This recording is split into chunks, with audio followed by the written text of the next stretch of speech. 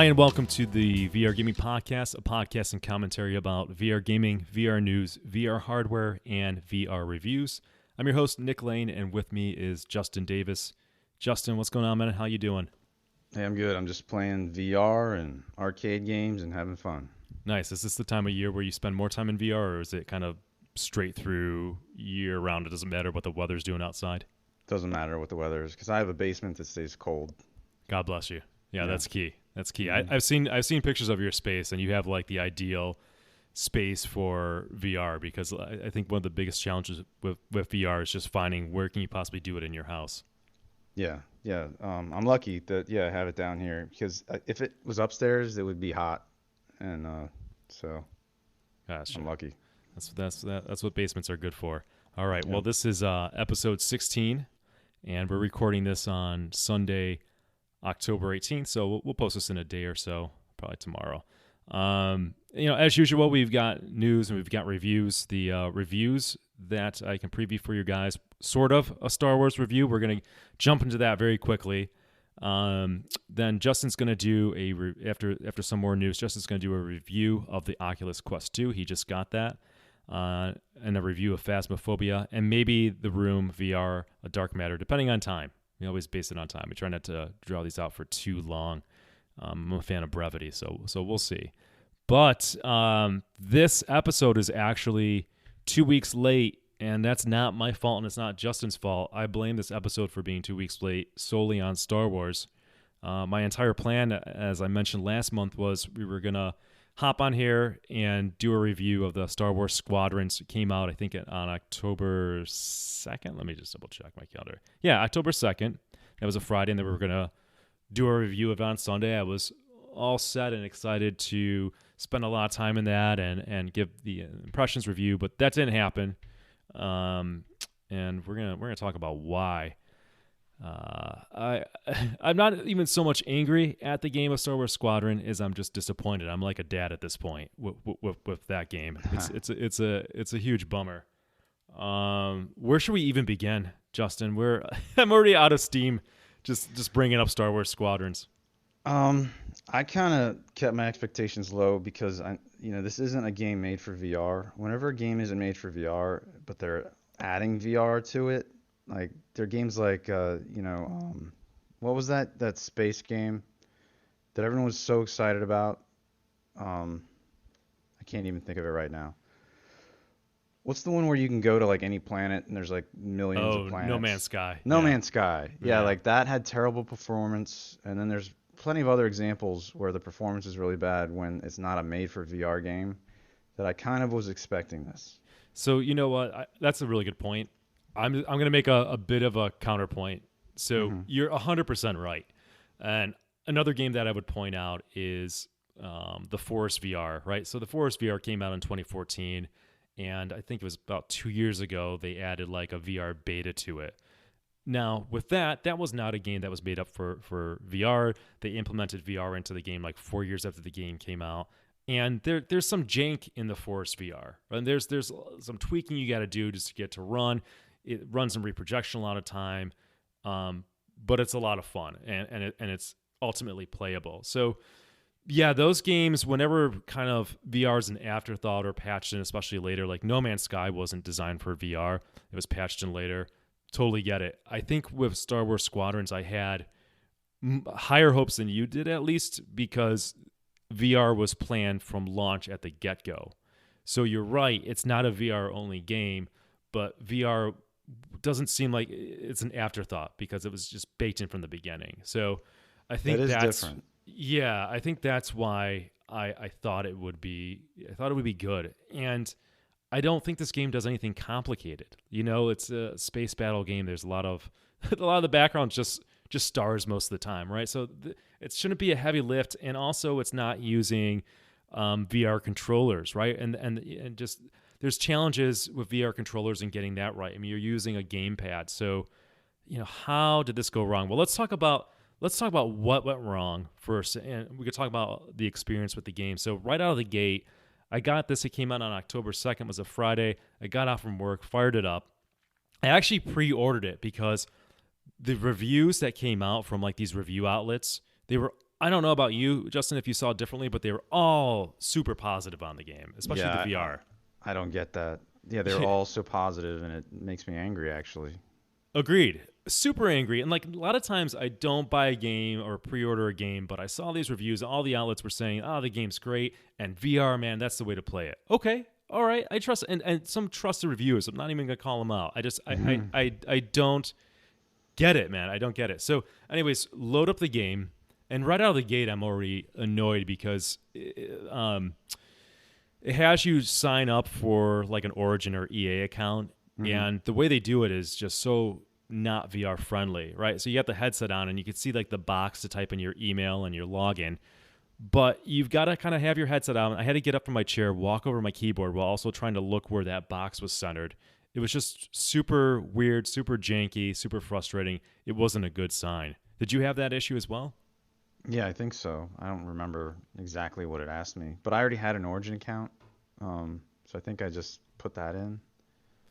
Okay. And It then was I just had it to, wasn't and easy because you couldn't just like look at it and type it in like with the controller. Like you had to use your keyboard, and having a VR headset on and trying to find your keyboard when it's not in front of you was a challenge. I think that's what it was. I heard from someone that you had to enable VR from a monitor to be able to get into VR.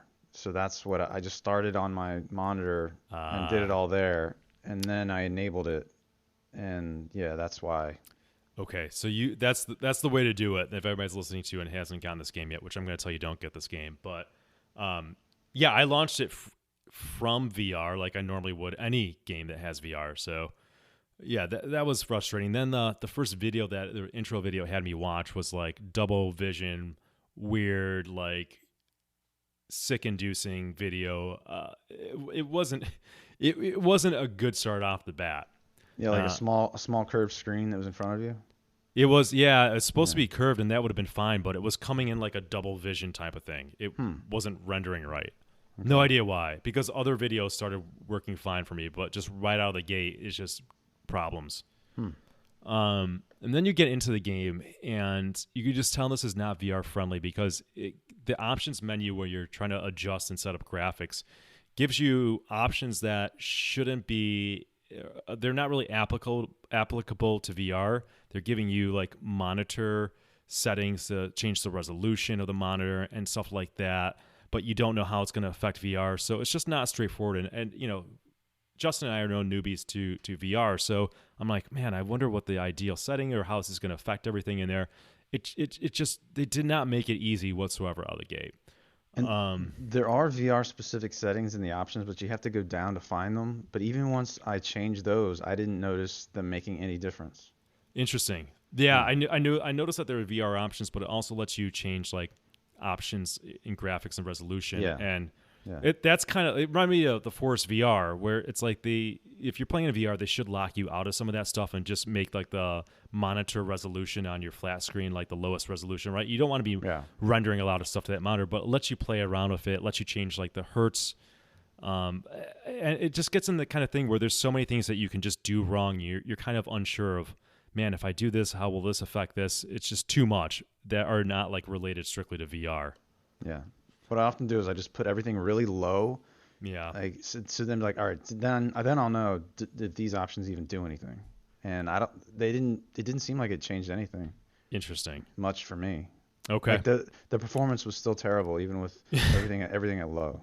Yeah, and Justin's getting to the heart of the problem with this game is that when I finally was able to launch into the game and start doing the campaign, the performance just seemed just absolutely terrible.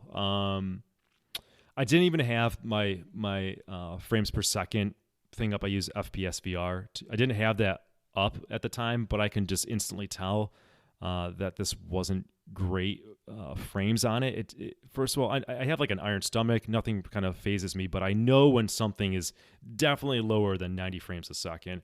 And the backgrounds and the ships that you see in the game, they were sort of, I guess, what people describe as ghosting. It's kind of like a blurred double image at times. You just, you know something's wrong with it, whether you can put your finger on it or not. And I'm just like, this is, arguably somebody can say this is playable. To me, it's not. I mean, I have no tolerance for that. Like something's clearly wrong with the game. Yeah, it was only playable for me because I wanted to make a video and put it up on YouTube, and that was about it. And then after that, I said, all right, I'm not playing this again until they fix it. So that double image or that ghosting image, that's reprojection. I was trying it today to see if the latest patch, the 1.2 patch, fixed it, and I was still getting 45 frames per second locked, and I was Yeah. at 30 to 40% reprojection, and that was on Index and on Quest 2, Yeah. with a link cable, and so that means that's just completely unacceptable. 100%. Yeah. And what video card do you have, Justin? So people say, "Oh, well, you don't have a good enough PC." And What are you running? EVGA 1080 Ti for the Win 3, i7 8700K. That's running at like I don't know what I have it at, maybe 4.8 gigahertz, and then 32 gigs of RAM and an SSD. Okay. Yeah, I've got 2080 EVGA, and my CPU is a 8086K. So we've Hmm. got machines that are more than capable of running this at 90 frames per second. Hmm. And we're both on the Index, and I don't this from my investigation is this is not like an Index problem. Hmm. One of the quote unquote workarounds is that if you were to set your Index settings to 120 hertz, it would then reproject at about 60 frames a second. But even when I did that, there were a bunch of drops. So it went from at least reprojecting at like 45 frames a second to 60, but that's still inexcusable. And for people that don't know, when VR first came out with the Vive and Oculus Rift, like what was commonly accepted is that games need to hit 90 frames a second so you avoid headaches, you avoid nausea, you get a good feeling of this being like a legit experience. You dip below 90 frames, and that's when you get into this area where things don't seem right. It can be uncomfortable playing for longer periods of time. You know, I know the Oculus Quest, the first one does 72, and even that is kind of tolerable, but not ideal. I can definitely tell the difference between 72 and 90. You know, when you go from 90 to maybe 120 or 144, less of a difference, but I know when it's less than 90. And 60 is just unacceptable, let alone like 45 and the reprojections and the ghosting. Yeah, and with the reprojections, they're putting in like fake frames in between that are guesses that, are not good enough to make it smooth, and that's why it looks all juddery and terrible. Yeah. And then I will mention this. So what I try to do to figure this out, what is going on here? Why is this bad? So I tried it in non-VR because this game is made for the PlayStation 4, Xbox, and PC, and also PC VR, and also PlayStation 4 VR. So it's cross compatible. You can play against if you're on PC, you're fighting against people on Xbox and PlayStation, all that, which is great in theory. So I was like, well, let me see how this game looks on flat screen. I've got a 144 hertz monitor.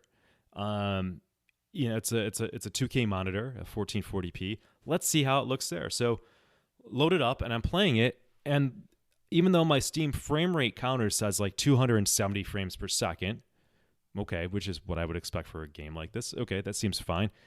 It seems like it's running like way below that, and it seems like it's running below 60 frames a second. It seems like it's running 30 frames a second. It just seemed off. So I jump into the forums and Reddit. I'm like, what the hell's going on here? All right, is this something that I'm just not tweaking right in the graphic settings? And so many people are having this problem. So this is just for the record, this is a non-VR problem, and it's also a VR problem. Here's the non-VR problem. So if you bought this game for PC and you're playing in non-VR, it's going to run in 30 frames a second, no matter what your frames per second counter says. You have to do this trick or go into your NVIDIA settings, and at best, you can get it at 60 frames a second. No matter what your FPS counter says, it's only going to run at 60 frames a second. This is...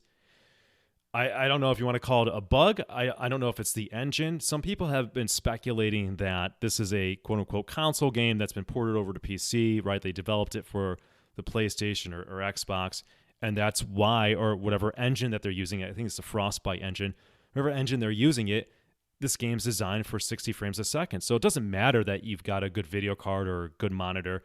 You're stuck at 60 frames a second at best on flat screen. So that sounds right. I mean, there's forum after forum of saying this.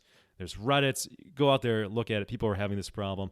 That seems to make sense. So I'm thinking that's what's happening in VR as well, that this game is just designed to run no more than 60 frames a second, which is it's bad enough on PC, because on PC, this is why people have PC, because they want more than 60 frames a second.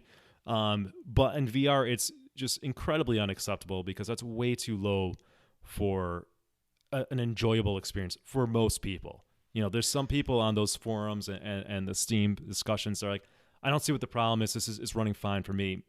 I think, number one, that's not true. I don't think that they're getting this to run 90 frames a second, no matter whatever counter that they're using is saying.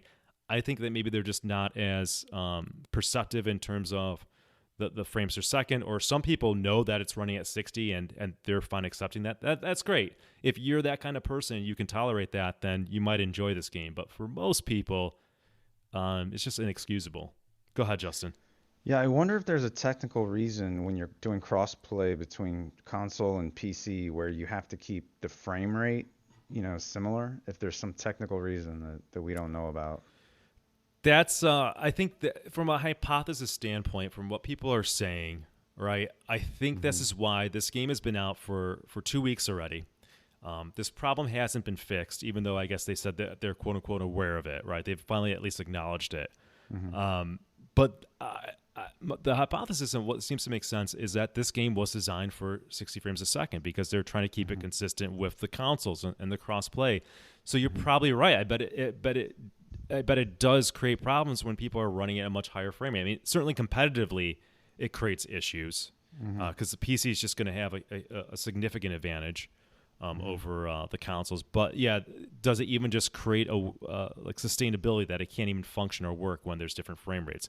But that seems to be the case, that it was just designed at 60 frames a second, and they thought they can just make it work on PSVR at that, because that's what PSVR is running on. It's at 60 frames a second. I think they just double it to 120, or they do some weird magic. But that's what that's designed around, and that's what that's running on.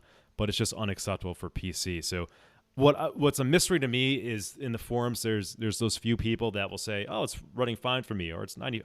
That doesn't add up to what the consensus is and what the kind of proven thing is, certainly for the flat screen version. If the flat screen version can only do 60, then why on earth would the VR version be doing 90 or above, right? So yeah. I think that is the problem. And I think that, again, people who are saying there isn't a problem, or they're getting 90, they're getting false readings on their FPS, or they just, that looks acceptable to them. But again, most people, I think, you and me, it's just unacceptable. Let alone every time I play the game, and I've refunded it by now because it was under the 2-hour window. Anytime I would exit the game, it would just crash Steam. I think you had that problem as well. That's another thing. Today when I was testing it, it crashed on me again. They still haven't fixed that. Jesus, I was trying to just get into a just the training mission, just so I could test out the performance, and then it crashed. So it still has that. Yeah, I've crashed. I don't know how many crashes I've had. Whenever it crashes, it completely crashes Steam VR. Yeah. So you have to get out of your headset and fix that. Super annoying. I haven't seen a lot of people reporting that crash. I'm glad I'm not the only one, and and it's happening to you as well. But yeah, this game's a mess, man. And that I probably can go into more problems with it, and just kind of scanning the forums. And there's mission bugs that are not allowing people to complete missions. I guess there's some posts that people are saying this game is quote unquote dead already because the player base is kind of plummeted on Steam, which is no surprise when you have all these bugs and people not playing it in VR like you or me right now because of the frame rate issues. There's complaints about uneven matchmaking. So this game is just it wasn't ready. I don't know if they're ever going to be able to fix the VR issue. Just the fact that they released the game like that and they just seem confused and perplexed, and it's 2 weeks have gone by. It doesn't seem like they can just flip a switch and make it work. It seems like it's a bigger problem that they just either didn't get or anticipate. I don't know. And get this, I played multiplayer with 4 other people that friends of mine, and they're all giant Star Wars nerds, so they were all excited and loved it. 2 of them were PSVR and 2 of them were PC. So the PC guys, one guy had an Odyssey Plus, and the other guy had a Vive Pro. I brought up the performance issues while we were playing, and none of them knew what I was talking about. They had no idea. They had no clue. But one of the PC guys was busy fiddling, trying to get his HOTAS working correctly, so he was focused on that. The other guy, I don't know, maybe they just don't notice these things. PSVR people probably have better performance just because to be on the Sony store, it's like, the games have to actually perform to actually get on the store, I think. Yeah. But they did say their visuals are blurry. But yeah, they didn't complain, so I don't get it. I don't get it either. Yeah.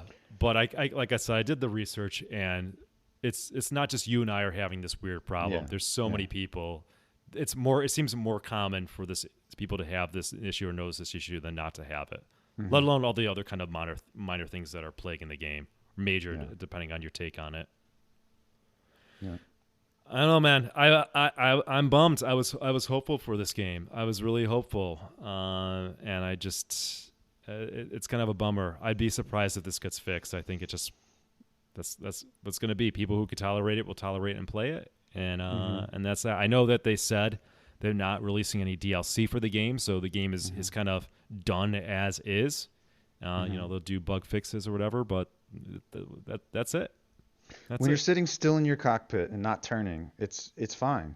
But the second you turn your ship, that's when it just goes to hell. Yeah, you see another ship, and it's just like this double vision of the other ships and everything in the background. Yeah. And this game is not like the cockpit. The cockpits look amazing. Okay, they look beautiful. When I first got on that ship, I was like, man, this is pretty impressive. And then you get into the game, like you said, and you realize all the problems.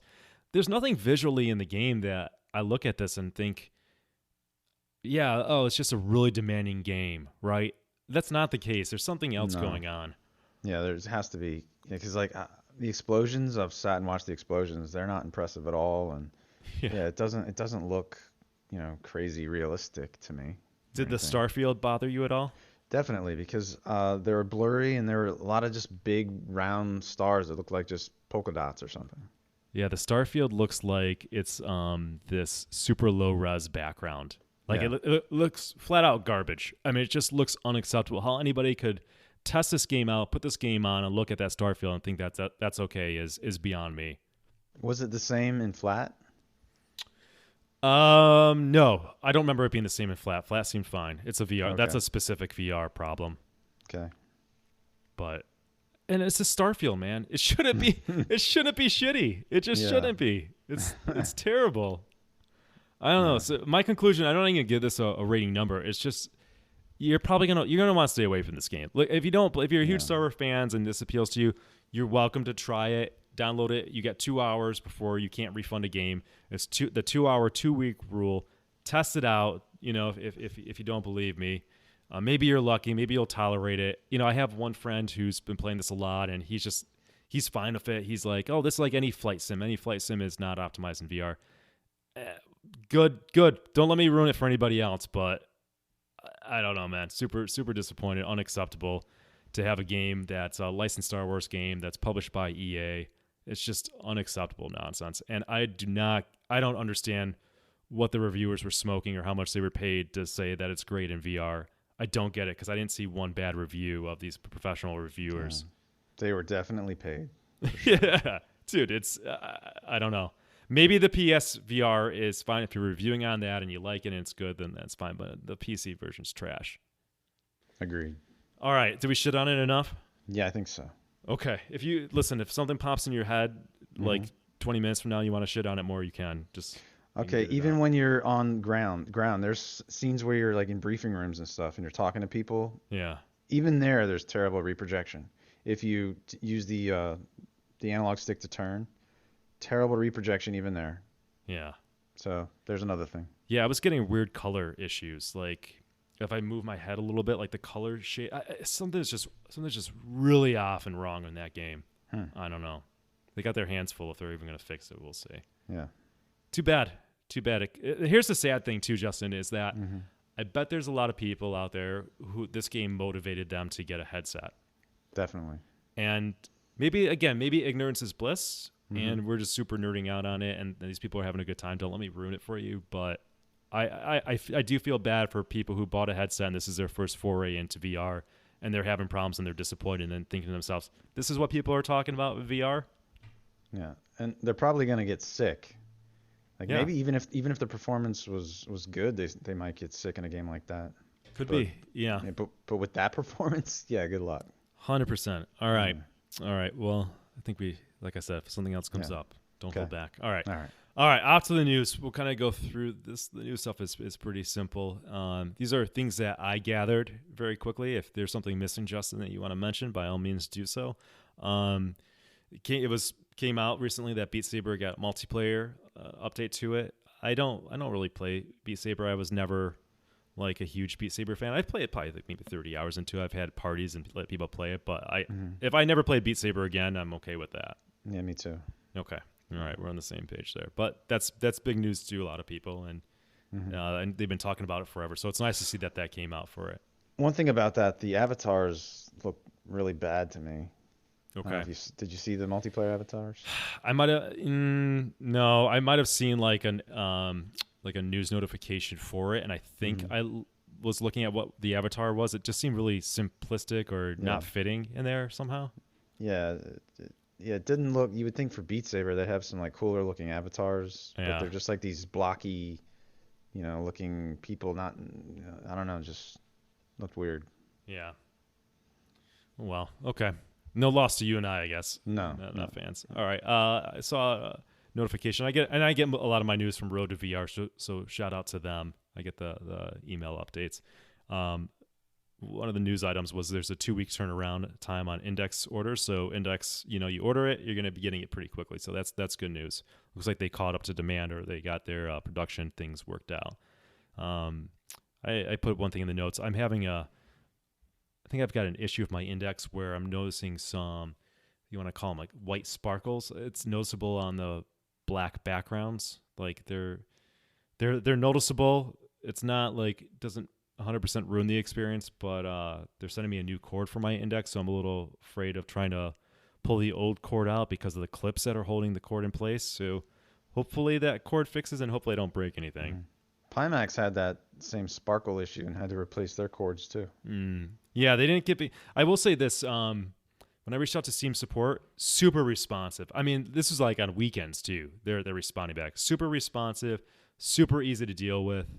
I had an issue. I thought I had an issue with one of my speakers on it. They replaced it. It turned out it wasn't the issue with the speaker, but they're really good about things.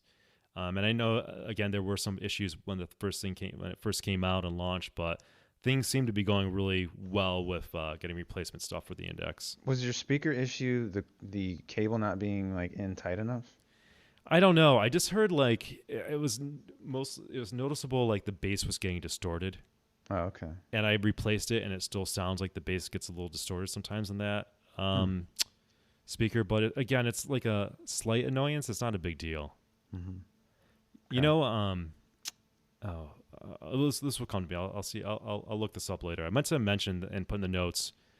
There was a demo of a game. What was it? Propagation, right? Did you play that game? Oh, I meant to. No, I haven't played that yet. Yeah, I forgot to get this in our show notes, but there was a demo that was released within the last month. It's called Propagation. It's a wave shooter, but it's free. So I grabbed it. We're all kind of sick of wave shooters at this point, but the graphics are really good in it. And I think maybe it's like a half an hour experience. I stopped after like 20 minutes just because I didn't have time to finish it, and I was hoping it would save my progress, but it didn't. But I recommend it because it's free. You got nothing to lose. Graphics are really good. Like I said, it's just a wave shooter, but it's a kind of an appropriate game to play around Halloween time. So yeah, shout out to Propagation and the team behind it. Yeah, zombies and spiders and shit. Yeah, for sure. Yep.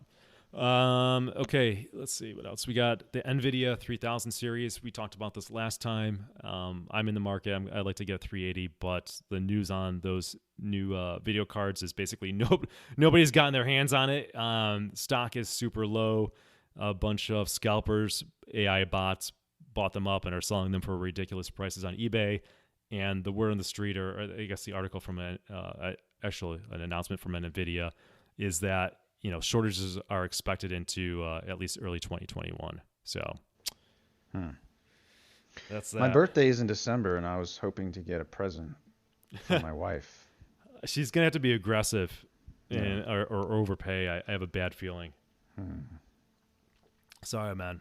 I don't know. EVGA is letting you queue up for the card, so you can go there and select the card that you want and put your email in. They'll notify you, and you have basically 5 hours to order it when that happens. That's the auto notify button. Is that what you mean? Yeah, I believe so. Yeah, Okay. I did that. I'm actually not sure if I'm going to get the base model 380 or the For the Win. Do you have any opinion on that?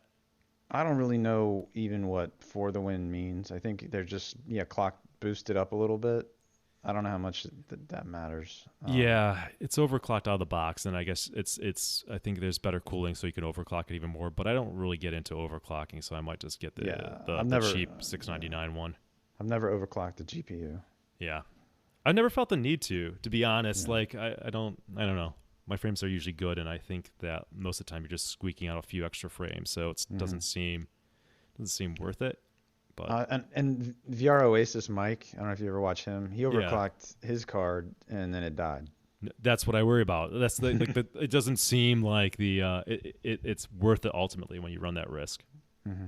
And there's probably people listening who are just like super proficient in it, and I believe you can be. I just don't. I don't want to invest the time into playing around with it to do that or to have my card break. So yeah. All right. Yeah. Maybe we'll get cards. We'll see. I'll let you know if the auto notify works for me, if I'm able to grab it. But I've got a 2080, so I'm not dying for one. I'm okay. I can wait.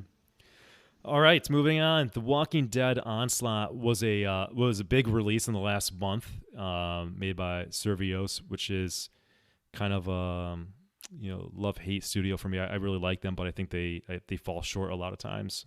And I think it's a good studio that I've just been waiting for them to put together a really kind of longer playing, bigger, robust game than these arcade experiences that they're good at. But unfortunately, the game is sitting at mostly negative status reviews on Steam. There's over 500 reviews of that, and it's just not a good game according to reviewers and the reviews there. Yeah, I saw some videos, people that got early access, and they were all negative. And just seeing how the game played, it was like the guy in the video was laughing while he was playing, just laughing at the zombies, and that's when I was like, all right. And I had already asked Survios for a free key. I was like, give me a free key, I'll make a video. And then they offered me the key, but it was after I'd already seen those videos, and I was like, I'm going to be honest with you. If I make a video, it's probably going to be negative. So then the guy was like, all right, in that case, I won't give you a key. Yeah. Yeah. And I don't care because I don't even want to play it. Yeah. No, it's just not good, especially when you have The Walking Dead Saints and Sinners, which was a good game. Yeah. This just looks like it's outdated. I've heard it's repetitive in terms of the tasks that they have you doing. It's easy in some ways where you're just kind of like, I think I saw the same video that you did. There's supposed to be I think there's supposed to be like this hard moment where you're overwhelmed by zombies and he's just like easily stabbing them with like no effort, right? Like it's just. And then they fall on the ground and they all just disappear. Yeah, I don't know, man. This game was like delayed by a year, and it's so weird that this is what they came up with. And Survios is like they're a VR company, and they've put out games that maybe are a little dated by now, but at the time they came out, they're a respected company. And I thought that Westworld was a great game when I played it too. Yeah, we were hoping for a Westworld for sure. Yeah, they did a really good job with that game, which is funny. That game came out of like nowhere. There was like no hype before. It just launched, and it turned out to be a surprisingly good game. This game they've been teasing for more than a year, and it's just nothing. And originally this game had co-op. So at least if it had it had co-op originally, and they took the co-op out. So weird. I wonder what the hell happened with this game. Maybe it was a performance thing. I don't know. But at least if it had co-op, maybe people would have liked it more. Yeah. All right. I don't know, Survios, man. I want to see them. I know that they're capable of making a really good, like, full-fledged game. I'm just waiting for that. But their last few releases have just been that pirate game, whatever, is just Battle Wake. Battle Wake, just kind of throwaway game, repetitive, blah, blah, blah. Okay. And then last but not least on my list of notes is Medal of Honor Above and Beyond is going to be on Steam. And I suppose the Oculus store on the same day on December 11th. And why that's significant is that my understanding, I remember I messaged you about this, my understanding that this game was going to be an Oculus exclusive because Oculus was hyping this game up. This is the game that for quite a number of years people didn't know what it was, and they were saying that, look, Respawn, the folks that made Titanfall and one of the original Call of Duties, was working on a VR game. So that's big news. Respawn knows how to make good games, and it was revealed probably through one of the Oculus, probably through whatever Oculus promotions or whatever the events that they have. And it was revealed to be Medal of Honor. So I always thought that this was going to be an Oculus exclusive, which is a bummer because I don't have an Oculus headset, and Revive doesn't always. It's not always a great experience, right? So No, I was it's kind of not. bummed. And then you actually told me about this before, and I missed it in one of our messages. But I was blown away to see that it's actually going to be on Steam. So somehow it's not an Oculus exclusive, and we don't know why. Yeah, I even asked the devs, and they didn't respond to me. Maybe it has something to do with Oculus going away from PC, and I wonder, Yeah. this was funded by Oculus, so I wonder if the dev paid them their money back so that they could put it on Steam, and maybe they thought they could make more money that way. This is like the best VR news that I've heard in a long time. Yeah. This is really good news because that means it should run. Hmm. I never know. I don't take these things for granted, but it should run well on our index, right? It should. Or Vive, right? We should Yeah. be good. Even if they got to patch things or do things, it sounds like we'll get the attention because I don't think Respawn's going to release a shit game for VR. They're a good company. I think we can trust them. We'll see. Yeah. We'll see. They eat my words, but we'll see. I'm excited. This is good news. This is like the one game I'm looking forward to in VR. Yeah, that's my most anticipated game for sure. Nice. All right. Well, that's a good like kind of holiday present, right? Around December when you're going to be stuck inside. My birthday is going out. December 8th. There you go. Perfect. Yep. There you go. All right. Well, this is a solid episode because you've got a Oculus Quest 2, and I have no plans of getting it. So take it away, man. This is your time to talk to us about Oculus Quest 2. Okay, so Facebook released the Oculus Quest 2 on October 13th. That's the day most people got it. For some reason, I ordered it like almost as soon as it went live on their website, but it came to me on the 14th. A lot of people that ordered it early for some reason got it a day late. So, it's kind of weird. Everyone's surprised that this thing even came out because so soon, because the original Quest came out in May of 2019. Nobody thought they would get an Oculus Quest 2 this soon. They thought maybe they'd get like a Quest Pro or something like that. Yeah. Or maybe even a Quest Lite that was dumbed down to make it cheaper. Agreed. Yeah. But so there's a 64 gigabyte version, then a 256 gigabyte version, and the 64 is $299, and the 256 is $399. I got the 64 gigabyte one because I didn't think I was going to put that much on it. Because I don't really travel and go places and want to play VR anywhere. I mean, I'm in my basement, so, I don't really need the whole wireless go anywhere VR thing. But okay, so I originally had a Quest, and the reason I sold it was because the thing, everything is contained in the front, and you had one too, right, Nick? I had it for a week. I wanted Yeah. to test it out. I wanted to see, like, I really like the idea of this portable VR headset. Again, I don't travel, but it just seemed like I should have that or at least try it out. But I had it for a Yeah. week and sent it back. And I think your main problem was the same as me. It was comfort. It was just too heavy in the front. It's just Yeah. There's no use case for me. You know what I'm saying? Like, if I was traveling or something and I just needed a VR fix when I'm traveling, then I would have kept it, but I would never use it in my house because it's just uncomfortable. I would just use the index or whatever. Yeah, and it just sits there charging all the time, and you're like, why do I even have this thing here sitting here charging all the time? Yeah. And all it has on it mostly are games that we already have or already played, like from years ago, like PC VR. Yep. But somehow, Facebook, Oculus, whoever the hell they are now, tricked me to buy this Quest 2 because I guess it was that price, $299. But they dumbed it down by, for example, the Quest had that IPD slider where you could slide it, at any IPD setting you want because it was two screens that actually spread apart. Well, whereas the Quest 2 is a single screen like Rift S, but it has these three settings where you can go between 58, 63, and 68 millimeters. So there's three physical IPD settings where the lenses can move. And so my IPD is like around 60 to 61. So I'm in between the 1 and 2 setting is where I really am. But like I'm not sure which one seems better to me, the 58 setting or the 63. I know some people that are at the 68 millimeter setting, the 3 fully out, and they still need more because they're in the 70 something millimeter IPD range. So the refresh rate is still 72 hertz right now. You can get 90 hertz in the main menus. There's an experimental feature you can turn on. So it's still 72 hertz. It's not officially 90 hertz yet, but from what I've heard, there's ways you can go into the operating system, and you can do ADB commands, which are like Android debug shell commands, where you can force it to be 90 hertz. So some people have done that, but I read that breaks some games because the games aren't designed to be at 90 hertz. So I haven't tried that yet. If I keep this thing, I'll just wait for Oculus to officially support 90 hertz. The big thing with this is that the original Quest was Pentile, and this is RGB stripe. This is Quest 2. That's a big upgrade in visuals.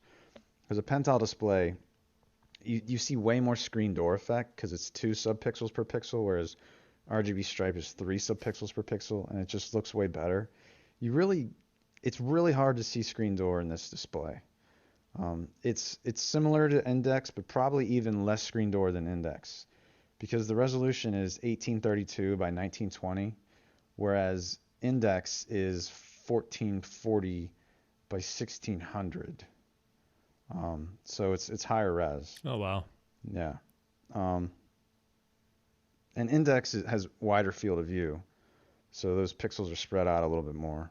Yeah, did they keep the field of view the same as Quest 1? Yeah, it's the same field of view. Which that bothered me on the first one. It's just hard to see that field of view. Anybody that I know that's jumped to like maybe started off with the Quest and jumped up, that's one of the first things that they comment on, right? Yeah, the field of view, yeah. Yeah.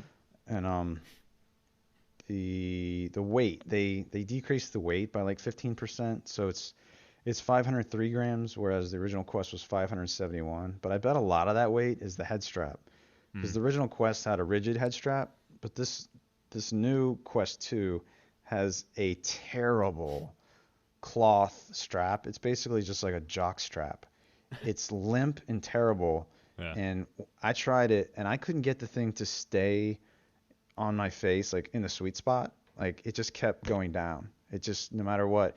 And if you want it to stay, you're gonna have to get it really tight, like a vice, and that's just extremely uncomfortable. I consider the Quest 2 at $299 with the default strap. You might as well not even buy it. It's useless to me because it's unusable to me. I've heard some people say that they were in it for an hour and they felt fine. They were in it for 2 hours and they felt fine. I don't know how. Yeah. I don't know how they could possibly have done that. I'd like to know what the weight is of the actual HMD part compared to the Quest, the original, because they might be almost the same. So. And it's got to be said, like, the Quest 1. I didn't keep it, and it was heavy, it was uncomfortable. Mm-hmm. But a lot of people, that's their first experience with VR or whatever, like it's great to them. They don't see an issue and they like it because they don't know what to compare it to. So it's good enough for them. And the Quest 1 always seemed like, I remember opening it up, taking it out of the box and holding it. It just seemed like a well-made thing. It just seemed like quality, right? Like I felt like, man, this is for $399. This is a good product. Like this is the head strap was I liked it. It was elegant. It was nice. It just looked good. The IPD slider, which should just be a given these days. Like how do you have the IPD slider right in the first one and then you just make it worse in the second one? And Ars Technica did a review of it, and I thought they did a really good overview of the Quest 2, even though I haven't used it. And they just slammed it, man. They were just saying like the IPD slider, like I guess the way you change the IPD now, you actually physically almost touch the lenses themselves. Yeah, you put your fingers around. See the lenses, like the edges of them, like that has this plastic that protrudes. So you just grab that plastic. You don't have to actually touch the lens. but then you can slide it physically, in or out with your fingers. Yeah, I think their Yeah. point was like you don't want generally you don't want your fingers anywhere near, even though you're not touching the lenses, you don't want it anywhere near the lenses, right? Like Yeah. it's just a bad design decision, which people are gonna mess it up, scratch it, or whatever. Yeah, if you're showing it to people, they're not gonna know that. They're just gonna put their hands there, Yeah. it's gonna get all messy. Yeah. So this thing, another big advantage with this is it has a Snapdragon XR2 chip, which is a much faster CPU GPU than the Snapdragon 835 that's in the original Quest, and it also has 6 gigs of memory, whereas the original Quest had 4 gigs of memory. So one of my problems with the original Quest was it had fixed foveated rendering. On most games, on the edges, I could always see some pixelation and blurriness. Yeah. It was pretty much always there. And John Carmack said a lot of developers just turn that on by default, and he wished they hadn't because he thought it, made the experience so much worse. But the Quest 2 doesn't have it. Like I haven't seen any games where that was there because of that processor. They don't need to do the fixed foveated rendering to save performance anymore. So the audio is the same type of audio that's in the head strap. There's no earphones, there's no headphones. You can add your own, headphones if you want. But my audio on the right side, I had none. It was out. Oh, wow. Only on the left side. So they're gonna have to send me a new one. I've already been talking to Oculus about it. So before I sell this or return it or whatever I'm gonna do, if that's what I do, I would like to have one that works correctly.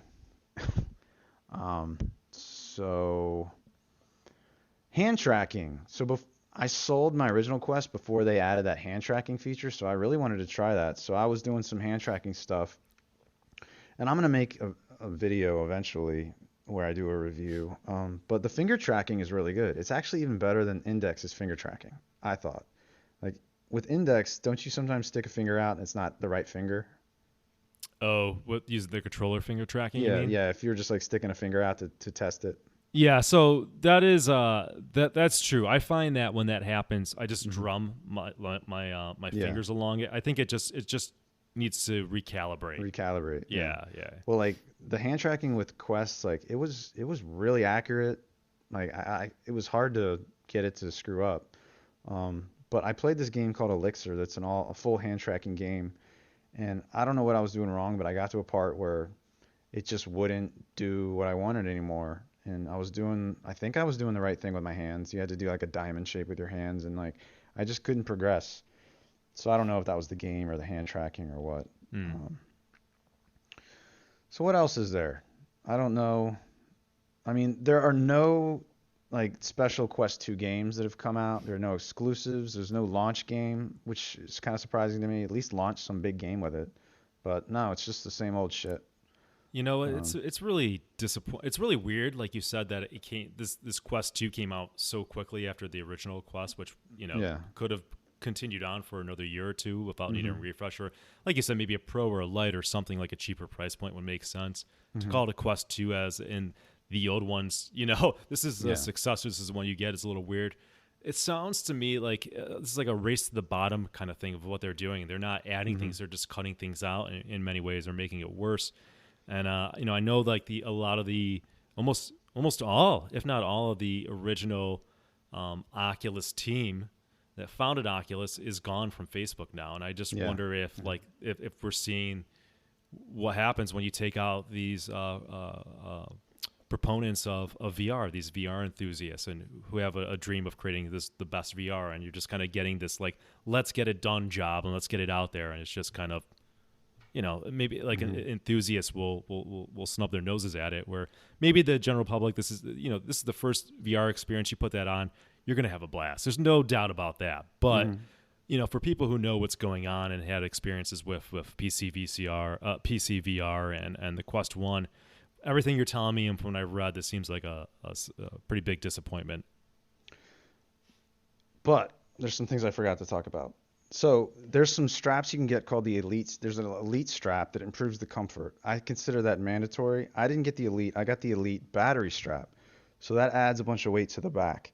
That's the only reason I even bought this thing, that they had a first party Elite battery strap announced and ready to buy right when the Quest 2 was announced.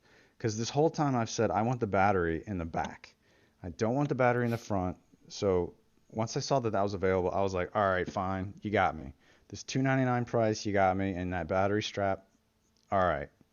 So I have that, and with that thing on, it helps the comfort a lot because it has a counter. The battery is like 300 something grams, and it's a counterweight, and you can charge that battery. There's a little charging port on it, and that'll also charge the Quest main battery. Yeah. So that's nice. And I also bought a virtual link cable so that I can connect it to my PC, and I've been testing that, and mostly that looks good. Stormland was one game where it looked really bad. It looked really blurry and muddied. It's like that was one game where it's way better on PC. Like not on PC, I mean with a dedicated PC headset. Because this virtual link is just a USB-C cable. So all that, all the display data and sound and tracking data, it's all going through a USB cable where it has to get compressed and then uncompressed, and there's all that going on. And I haven't tried Virtual Desktop yet. That's an app where you can do wireless VR with this thing. That's what I really want to try out. Just haven't had time. So if you have, a good enough router, you just need a 5 gigahertz router, and you can do wireless VR. Just haven't gotten to try it yet. Yeah. Yeah. So you haven't, there's no verdict if you're going to keep this or not. Not yet. Yeah. If wireless works well and it's not a huge degradation of quality, I'll keep it. Yeah. If it doesn't look very good or there's lag, then yeah, I'm not gonna keep it. And I think I guess this is a news segment, but they're discontinuing. You posted this as well in one of the chats. They're discontinuing the Rift S after what period of time? Sometime early, maybe spring next year. Q1, 2020. Yeah. So this is, I guess the writing was on the wall, right? We kind of saw this coming, but yeah, they're getting out of making a PC VR, which is unfortunate because that's how they entered the market, and they were the leaders in many ways, right alongside Valve. But now they're not doing high-end VR. They're just kind of doing this almost console version of VR, if you will. I don't, or this it's like a Nintendo Switch or something of VR, right? It's just it's not the best that you can get. It's not going to push the limits of graphics and all that good stuff. So it's a bummer to see that, because they were funding a lot of studios that put out games like Stormlands and Medal of Honor and Robo Recall, from the early days, and some other games. But I think we're just going to kind of get these watered down games, not these robust experiences that all of us are kind of hungry for. Yeah, and it's making a lot of these PC games look worse. Like Population 1, I don't know if you've seen that. That looks way worse than it did originally because they wanted it to be, Quest compatible. So, and Onward, I don't know if you saw that. I saw the controversy. Yeah, so, yeah, I don't know. They're just going to keep doing that. Maybe if it's multiplayer, that's what they have to do. Maybe sort of similar to the issue with Squadrons and the whole frames per second. I don't know. Yeah, I don't know if they ever fixed. I saw the Onward controversy when they happened. So just I won't get into this too much, but just for a frame of reference for people listening, Onward's like a milsim game. It came out a number of years ago. It's a well-respected game, very good in many ways if you're looking for a milsim game. And when they made the Quest version, they updated the PC version, and they just kind of crushed the graphics on it. I mean, they just watered it down. And a lot of people were pissed off, and I get it, because this was originally a PC VR game that built up a real community of players through PC VR. So, yeah, it's I'm not that excited about Quest when we're seeing like the PC games take a hit. I don't want this race to the bottom VR experience. That's not what gets me excited about VR. Yeah. I don't know, man. I don't know. Plus, I don't like Facebook, so I'll save my money.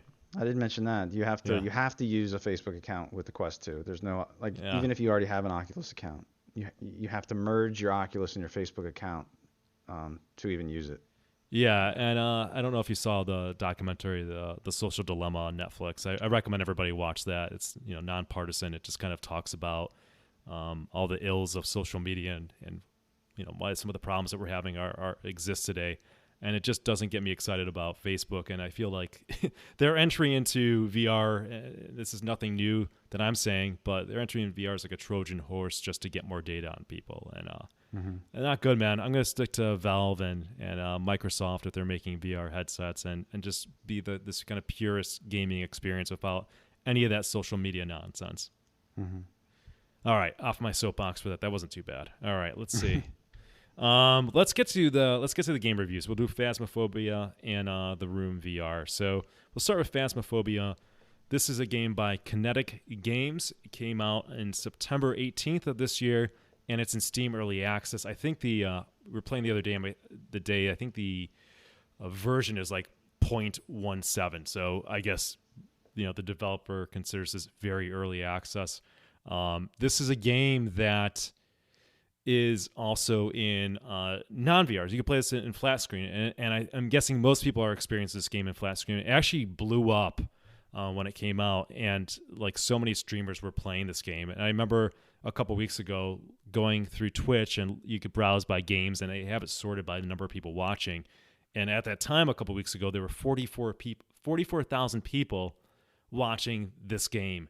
And what's crazy about that is that this game was made by one person. So this is it's a big surprise. I think it's awesome that there's a non-VR and you can play in VR and you can play with your friends or non-VR. So that's great. I'm just going to say right at the top of this that the game runs 10 times better than Star Wars Squadrons, a game made by one person. So here's a game. Yeah, Star Wars Squadrons you can play in flat screen and VR. Right, so it shares that trait with Squadrons, even though it's not on PlayStation or Xbox. Made by one person, runs better optimized. Go figure, man. The game, I don't have the price on here. I think it's like $13. I think it's like $13. So the overview of the game is that you are like these ghost hunters. This is not my thing to watch on TV, but I know that there's shows where these adults, they go around and they look for ghosts. And remarkably, with all this technology, they haven't found any. So keep trying, guys. But that's basically what you do. You start off in this van, and you have like equipment loadout, and you have some like certain objectives. You can also buy equipment before the mission. Like the ghost's name. Like the ghost's name might be like George Smith, and what you're trying to do is get evidence of this ghost. And you're through the evidence that you collect. At the end, you're trying to guess what type of ghost it is. Is it a banshee? Is it a phantom, etc.? All these ghost names.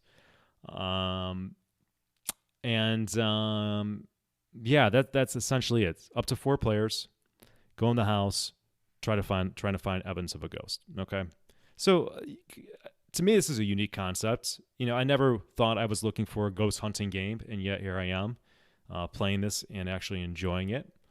Anything to add to the objective? Did I miss anything, Justin? How would you describe it? When we first started playing it that first time, I was initially underwhelmed. I think partly because like the instructions in the tutorial were kind of confusing, and I didn't know what we were doing. But once we started figuring out what are we supposed to be doing, I started to like it more, and I liked it. This last time we played, I actually got killed twice, so that made it. I was like, oh, there's actually some consequences here. Good. So, yeah, I mean, I like it. I'm not sure why it's as hugely popular as it is. Yeah, listen, I cannot figure these things out. I don't know if I'm that out of touch or I just can't predict what's gonna work or not. But yeah, it's hugely popular. So congrats to Kinetic Games, and this guy must be crushing it at this point. Okay, so yeah, that's the overview. You can die in the game. Basically what you're trying to do is you get evidence and you make a guess, and if you make a guess, you get like money at the end, and you can like level up. So it's got a leveling system. I think it might even have like daily goals. So that's cool. That's last stream I was talking about the desire to have in VR sort of these kind of staples of gaming now where you level up and you progress and you get unlocks and stuff like that. So this game has kind of a very basic system of that, right? It's not fully fledged out, but it exists. So it gives you a reason to go in there and play and do these objectives so that you get more money, then you get better equipment. and I think you get to also unlock more locations to go to, if I'm not mistaken. I think collectively have spent maybe about 3 to 4 hours playing this game. Okay, the graphics in the game are pretty basic and simplistic. It looks like a game made by one person, and that's not disparaging at all. It's nothing that's going to blow you away, but it gets the job done, in my opinion. It uses the atmosphere is good with the graphics. A lot of times you go into these houses and the houses are dark, and you've got a flashlight, so you're just illuminating bits and pieces of the home, and you're trying to find a light switch to turn it on, and it does a good job. Even as simple as the graphics are, it does a good job of creating some atmosphere to it. What would you say about graphics? Anything to add? It kind of looks like your standard Unreal Engine kind of level graphics. They're kind of simple, but they're not like some Unreal Engine games look amazing. But this is kind of like a lower level Unreal Engine look to it to me. Yeah, it's like it doesn't very look bad, base level. But yeah, it's pretty basic Unreal Engine look to it. Like some of these, I've played some like early Escape the Room VR games where this kind of looks like that. Okay, yeah, it's fine. It's nothing to write home about. And the performance wise, when we first played it, I was definitely getting reprojection. It wasn't great. They've since patched it. The developer seems attentive, and he's working on it. He's got more planned. When we played it the other day, I definitely noticed a performance improvement. My reprojection percentage was low, playing at 90 frames or 90 hertz. So it was good. It's one of those games where it's like, if you're getting reprojection, it's not because it's a graphically intense game. It's because it's not optimized well, kind of scenario. All right, going on to sound, and as I said it probably a million times, and I'll say a million more. When you have a kind of a horror game like this, the sound is everything. There's communication in the game is you're talking to your friends when they get farther away. It's proximity voice. So if they're in the house, you're in the truck, they can't hear you unless you're talking on your walkie-talkie, which is cool. Adds to the realism. When you enter the house, there's like this hum to it, this little ominous hum a little bit. And every sound you're kind of analyzing, like, what was that? Right? If you hear a door shut upstairs, you're like, oh shit, that's the ghost up there, right? So it's very good. It's very good in setting the creepy atmosphere. It's not mind-blowing sound. I'm sure there's room for improvement, but it gets the job done. It's good. There's creepy things that happen, so I'm not going to spoil that. But it will scare you at points depending on what's going on in the game. Yeah, did you mention that you can talk to the ghosts? No, that's the best part, and I'm glad you brought it up. So this game has voice chat. It recognizes your voice, right? What do you want to call it? Voice chat recognition or voice recognition? Voice recognition. Yeah. Yeah, you can ask in the tutorial it says you can ask the ghost questions. It doesn't really give you much of a roadmap to work on, and I didn't look up to see what the game actually recognizes as questions. I'm kind of glad I didn't. I just wanted to go into it organically and try to be as organic as possible, interacting with the game and seeing what's there. But yeah, you can ask it questions, and some ghosts will allegedly respond to you. I've never had a ghost respond to us, so we just haven't played it enough or asked the right questions. But it will. You going in, you do know the ghost's name, and saying the ghost's name will. Some ghosts are violent and will attack you. Saying the ghost's name will definitely provoke it. So you want to do it to an extent. And I think last game we played, I was running around calling the ghost a C word, and the ghost got pissed off because I think he appeared or we saw him like a flash room. So I was like, let's get the hell out. The lights are flashing on and off. He shut the exit door to get out of the house, and then you died. Yeah, did he really shut it? Because I couldn't get it to open. Yeah, he shut it. Shut it, and after you died, it opened. Oh. Yeah. That was like when the game shined. That was like a good moment where I was terrified. We were just running out of the game. It's like one of those moments where you forget you're playing a game. You're just panicking, trying to get out of this house. I'm a 40-year-old adult, running out of there as quick as possible. Lights are flickering. I know this ghost is coming. He's pissed off. You can't normally see him, or he'll appear here and there. And then Justin, you said something like you're getting choked, or I hear him choking. You were killing you. Yeah. And then it goes back to normal. The door opens and you're dead. Wow. And we're just kind of laughing and scared, like it's just, I was like, man, that's a great moment. That's like in VR, you can make this great game where one person can pull it off. You don't need this huge development team. It's just smart design. It's just fun. It creates these moments that, like, I can't imagine playing this game in non-VR because they're just getting like 10% of the real experience. So, what a great game for the price. Yeah. And when he kills you, you see his hands wrap around your face, and then he like, I think you hear like him squeezing you or something, and then next thing you know, you're in some like torture cell, or I don't know what it is. Do you remember what it was that you were in? Yeah, it flashes to like this weird torture underworld place, and then you like become like a ghost yourself. But you can't interact with anything. You can watch your friends in the house moving around. Yeah. But I wonder if there's something you can do that we don't know about, or if they're gonna patch something at least. Because if you could haunt your friends, that would be awesome. Yeah, I think they need to do something with when you die and become a ghost, because the game can go on for, in theory, for another 10, 20 minutes or so. Yeah. And you can follow your friends around, but you can't talk to them and you can't do anything. So, there's a lot of games where, you play Pavlov and you might die and you're like in Search and Destroy, but, you're not waiting around for 10 or 20 minutes. The rounds are short, so it's not a big deal, but this can become boring, right? If your friends are taking a long time, you're kind of stuck there. So it would be cool if they figure out a way to do something with that. I don't know what the answer is. I don't have a good one, but that's what happened. So that's sound. Controls. The controls are again, you and I are using the index. The grip doesn't work like the grip works like you're holding like a Vive controller. I think that's what's mapped on. Is it a toggle? Yeah, you gotta grip it again to let go of things. Yeah. So it's not the end of the world, but that could be better. The hands, I don't know if they map up any better when we first played it, but I think they weren't. The first time I played it, they weren't mapping up exactly correctly, like how they would holding an index. Again, I think they were designed for the Vive. I think my hands were staying stationary, like they weren't. I couldn't bend them or anything. My fingers. Yeah, you can't do that, and even like the way like they're angled was just a little off. But it's serviceable. They have I think they have snap and they have smooth turning. You move around with the joystick.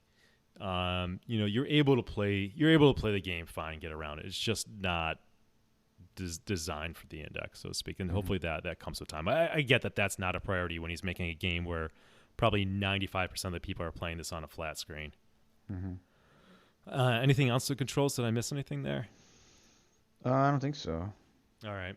Immersion. Like I think we covered a lot of the immersion. I think that story about the experience of you dying and the fright.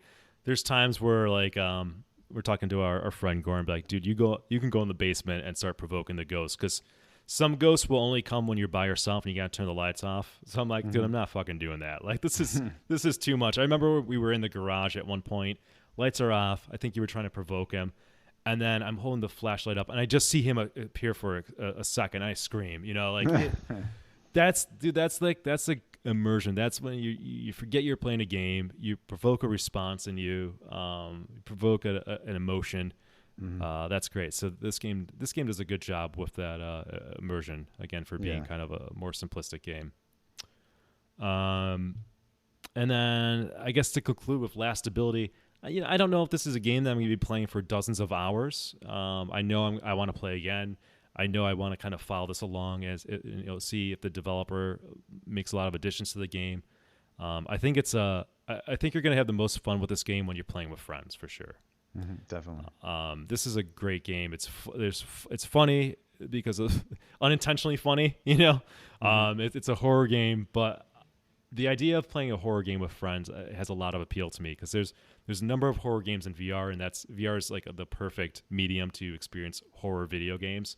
But we haven't really had many, or really any, if all, like multiplayer co-op horror games. I know we talked about Survive last month, but that doesn't strike me as this horror element. I don't know. This is different. Arizona Sunshine isn't even like not quite in the same category. They're just like shooter games. Yeah. So this scratches an itch. All right, let's talk about a rating for this game. 0 to 2 is a don't wish this game on your worst enemy. That would be what Star Wars is to me. Yeah, yeah. 3 to 5 is we all make mistakes. 6 to 8 is a solid game, and 9 to 10 is buy it. I'm gonna give this game a 6.5. Now that seems low, but that's just because um, again it's sort of basic, and it has a lot of room to grow. This game could certainly be an 8 or 9. It has that kind of room in it. So I think that's definitely. I'm comfortable recommending people buy this game, but I think a 6.5 is where it sits in its current state. I'm gonna give it the same Nice. rating. Yeah. All right. I'm looking forward to playing it again. We'll have to play it again this week. It's a great game to play around this time of Halloween and stuff, but a lot of fun. Check it out. I mean, people are always streaming it. You can get a sense for it. It's called Phasmophobia. Kudos to the developer. He's got a home run on his hands. Maybe he'll hire more people or something, but keep on working on it because you've got a great concept here, and good for you for bringing this to VR because that's the way to play this game. Anybody who's playing it in flat screen, if you're having fun in that, man, just throw a headset on. It's a totally different experience.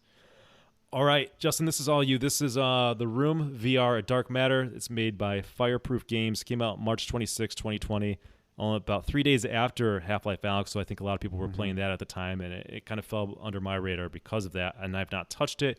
It's currently $29.99. Go. Okay, I'll try to make this quick. So this came out. Did you already say it came out March? Yeah, March 26th, right after Half-Life Alyx. Yep. So I got this on sale, I think for like maybe $20. It goes on sale. I think I've seen it go on sale pretty often. So it's a really good game, but maybe wait for a sale. So the objective of it, it's a puzzle game. It's entirely a puzzle game, and it's one negative is teleport only. So there are certain points where you can teleport to. You can't. Yeah, it's like you can't teleport anywhere, just where the game wants you to teleport to. So that's how you know that, okay, this is a place where there's something that I need to interact with. This is actually the room game I've ever played, and I think there are a ton of them, right? Like even on mobile. Like I've never played one, but I knew the gist where you gotta find, objects and manipulate little levers and all of that. Have you played one before, Nick? I think I might have downloaded years ago on mobile, but maybe spent no more than 10 minutes with it. I'm not a big puzzle type of Okay. gamer. Sometimes they feel like work to me. Yeah, this is work. This one actually this makes you think a lot. So like this is set in the early 1900s, and you're a detective, and it starts out in your detective precinct, and you're going around, you know, the first level is very basic puzzles that pretty much anyone can figure out. Then the next 3 levels are where it gets more difficult, and the game is difficult enough that there's even a hint system to help you because some of the solutions are are a little cryptic sometimes. Like you were like, I would have never thought to do that thing. So you got to go around to all the different points in the room and just mess with stuff and just see what you can spin, what you can open, what you can interact with, which to me, I think that's fun, just exploring, figuring out what does what. And then, maybe in this side of the room you saw a candle, and then over in the other side of the room maybe you saw a lighter. Well, then obviously, oh, let me bring this lighter back to this candle. But it gets, that's simple. It gets way trickier than that. Um, so there's 3 main areas. There's a archaeological like natural history museum, and it's like an archaeological dig site sort of thing, where they have this mummy in a sarcophagus, and you got to mess with the mummy, and the reason it's called a dark matter is because a lot of these puzzles have a kind of a dark theme to them, like murder or things like that. Because like the next room is a church where I can't remember, like something evil went down, and there's mystical things happening. And then the next one is like a witch's house, and it's creepy. You have this lens that you can sometimes look through, and then you can see things that are hidden, like ghosts. So there'll be like ghosts or apparitions that will like tell the story sometimes. Like if you can't figure out what you got to do, in a certain place. Maybe you just need to pull up this lens to your eye and then look around and oh, there's a ghost right there that's gonna do some sort of story element, and then that's gonna maybe help me figure out the next clue or the next thing that I need to mess with. And so there are different places also where you need to use that lens, and it might show you, like if you're looking at say an organ, like a piano type organ, like maybe if you look at it with the lens, it'll let you see that, oh, I can actually go inside of the organ and like mess with it there and turn levers and turn dials and things where you wouldn't have known that you could have done that without looking through the lens. Um, so you got to go around the entire level, basically looking at everything, but then you also need to look at everything with your lens pretty much. Because a lot of times that's where I got stuck. I didn't realize, oh, there's that. I could have gone inside of that box with my lens, and then yeah, somehow you magically can get turned. It's like Honey, I Shrunk the Kids, and you can get inside of things. I don't remember how that's explained or how that works exactly. It's just like magical. Mm-hmm. But the graphics are really good. It's really polished, this game. That's one of the best things about it. How good it looks and how polished it is.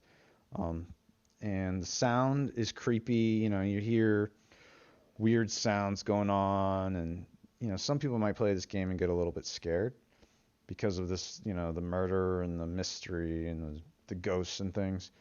The controls are, like I said, you teleport.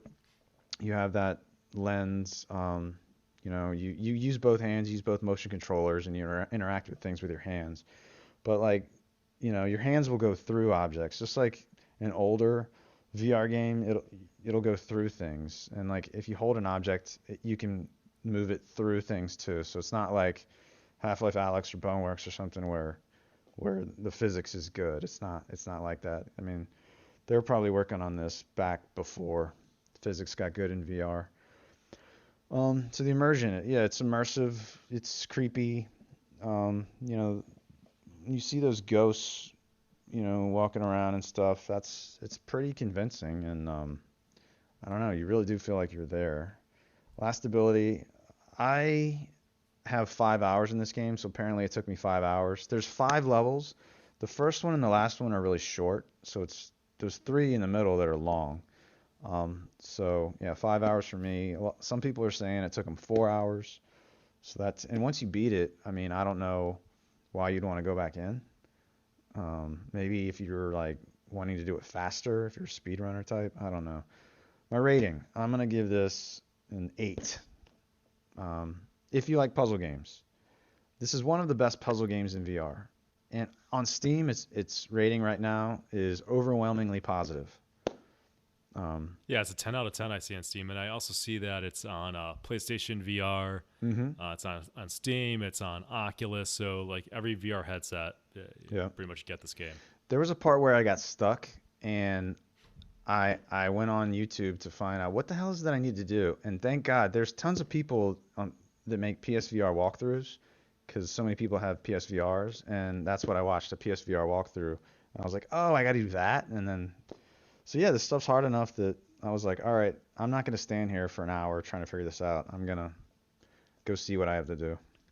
Yeah, I think that's what happens to me. I see the game, I see it getting good reviews, and I get tempted, but I'm like, I get, you know, I got a job, you know, I'm always like using my thinking through problem solving and stuff. Like when I want to play a game, I don't look for that, right? Like I don't look for that mental stimulation. Like I get it enough in my other areas of my life. Yeah. Yeah, and a lot of people I've heard say they don't want to just stand there with a VR headset on and like just sit there and rack their brain, because it's, you know, in VR maybe they don't feel comfortable wearing all of that and then standing there. And I mean, I guess you could play seated, but I usually play standing. So yeah, I guess if you're just totally stumped on a puzzle, I don't know if VR makes that worse. I don't know. Yeah. So I think sometimes when you're stuck on something like it, and it's like a puzzle, sometimes just getting up and walking around or walking away from the problem and being able to think through it, right? Like rather than just staring at the screen and trying to come up with it, maybe you need to take like a day, and the solution will come to you. And that's been my experience, at least with games that are puzzle games. And maybe I played them more in the past, where even like point and click adventures, right, had puzzle elements to it. Mm-hmm. So I get that criticism. I get that challenge. Mm-hmm. Yes, so that's my review for the Room VR Dark Matter. Nice. Thank you. Thanks. I'm glad we got to it. All right. Well, listen, that wraps up this episode. If Star Wars ever gets playable, happy to come back and say good things about it. We can't even talk about the game. I mean, that's the problem. We'll actually do a legit review of the game if it's actually playable on PC VR. We'll see. But until then, we'll see you guys next month. If you want to show your appreciation, feel free to do a review like on iTunes. That helps. It helps get some recognition for the show. Feel free to share it on social media if you found the show enjoyable. Other than that, we will see you guys next month. Take care.